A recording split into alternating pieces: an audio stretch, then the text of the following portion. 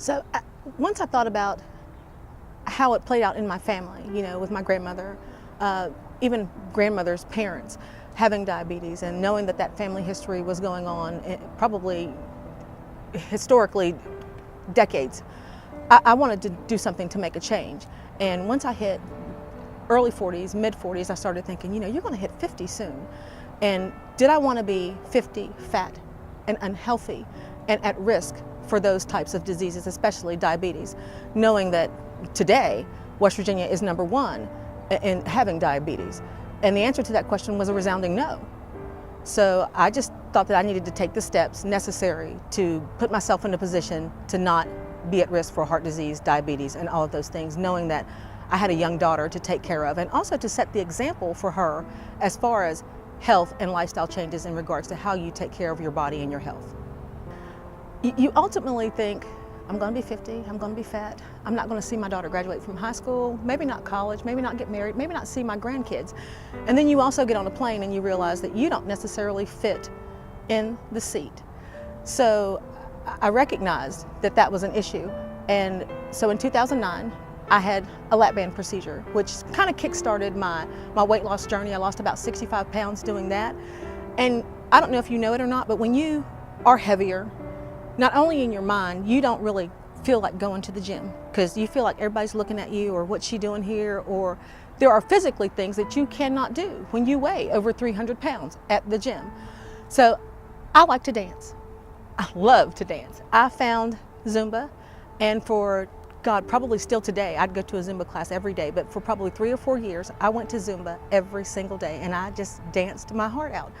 Didn't have to worry about whether I was doing the steps right. As long as I was moving, I was doing something right. I was burning calories every single day.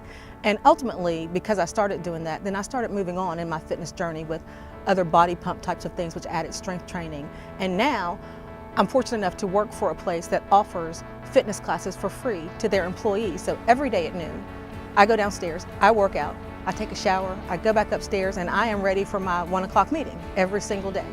It's unbelievable the number of people that you meet who have that love of fitness, that are encouraging along your journey because they are on the same journey that you are on, whether they have been fat all their lives, whether they've been thin all their lives. They're just in it to be healthy, and they support one another. I was older when I started doing this. I was mid-40s, early 40s, just thinking, getting toward 50. And I just think that it's a good example to set for her, since she's younger, to know that no matter when you start, it's always doable. I don't necessarily know that I would have started in my 20s. You have to have that mentality and that readiness in your mind to make a lifestyle change, to do what it is that you need to do to take care of yourself. So I think that I've set that example for her, and going forward, I hope that she can look back at me as an example and know that my mom did it, I can do it. And anybody can do it, not just my daughter, not just anybody else, just anybody walking on the street. If you want to do it, you can do it. So my daughter was a cheerleader.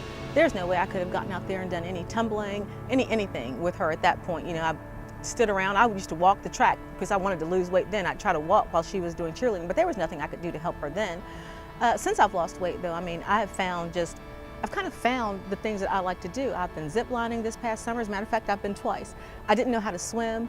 I took a class at UC, a 6-week class, and I am currently jumping into the deep end of the pool. So I kind of feel like, having lost weight, I've kind of found my own life outside of just being a mom and taking care of the household and going to work every day. I have found a love of things that I like to do. Exercise is my thing, swimming is my thing. And I hope as time goes on in this journey that I'll find some more things that I love to do. When I look back on that family history of diabetes and heart disease, I think people should always know that just because somebody in your family has that doesn't necessarily mean that it is your destiny to have that. And even if you do have that, if you are diagnosed with diabetes, know that it's not the end of your life. Know that there are steps that you can take to mitigate the symptoms, to get things under control. If you can't walk, if you can't run, walk.